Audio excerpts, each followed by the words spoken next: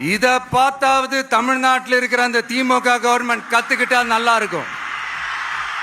ஆனா அவங்க கத்துக்க மாட்டாங்க. பரவாயில்ல, வரப்போற எலெக்ஷன்ல 100% கத்துக்குவாங்க.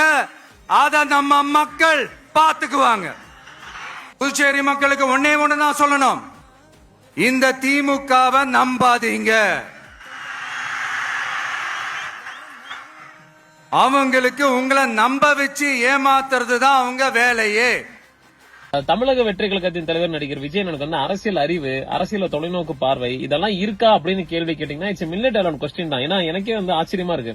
புதுச்சேரியில போயிட்டு திராவிட முன்னேற்ற கழகத்தை வந்து விமர்சனம் பண்ணணும்ன்றது அவசியம் இல்ல. ஏன்னா எப்படி பார்த்தாலும் இவங்களுக்கு வந்து திமுகவை டார்கெட் பண்றதா மோட்டிவே. அது புதுச்சேரியில போனோம்னா அதே தான் பண்ணுவாங்க, கேரளாக்கு போனாலும் அதே தான் பண்ணுவாரு, கர்நாடகா போனாலும் அதே தான் பண்ணுவாரு. ஏன்னா அவருக்கு அரசியல் தெரியல, எதுக்கு எடுத்தாலும் திமுக திமுக திமுக. இப்போ அங்க போய் என்ன பண்ணிருக்காரு, திமுக தான் விமர்சனம் பண்ணிருக்காரு.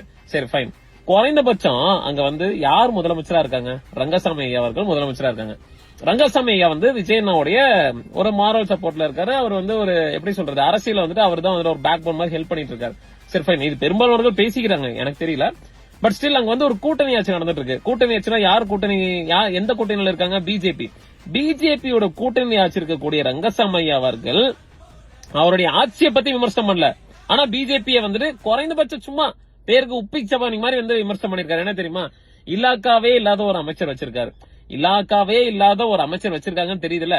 அப்போ போய் மதிப்புக்குரிய முதலமைச்சர் அவர்களே, இல்லனா உங்க ஸ்டைல நீங்க பேசலாம்ல, மை டியர் அங்கிள் அப்படின்னு நீங்க பேசுற மாதிரி ரங்கசாமி ஐயாவை my dear grandfather Rangasamy ஐயா, இல்லனா மை டியர் பூமர் அங்கிள் அப்படின்னு கூப்பிட்டுருக்கலாம். இல்ல மை டியர் அங்கிள் ரங்கசாமி ஐயா அப்படின்னு ஏதாவது நீங்க கூப்பிட்டுருக்கலாம். கூப்பிட்டு ஏங்க ஐயா இந்த மாதிரி ஒருத்தருக்கு வந்து இலாக்காவே நீங்க இல்லாம ஒருத்தர் அமைச்சரா வச்சிருக்கீங்க, நீங்க தானே முதலமைச்சரா இருக்கீங்க, கொஞ்சம் அரசியல்ல வந்துட்டு கொஞ்சம் நாகரிகத்தை கத்துக்கோங்க, அரசியல்ல வந்துட்டு எப்படி செயல்பாடு பண்ணணும்னு கத்துக்கோங்க, அவங்களுக்கு இலாக்காவை போட்டு கொடுங்க அப்படின்னு நீங்க போய் சொல்லிருக்கலாமே.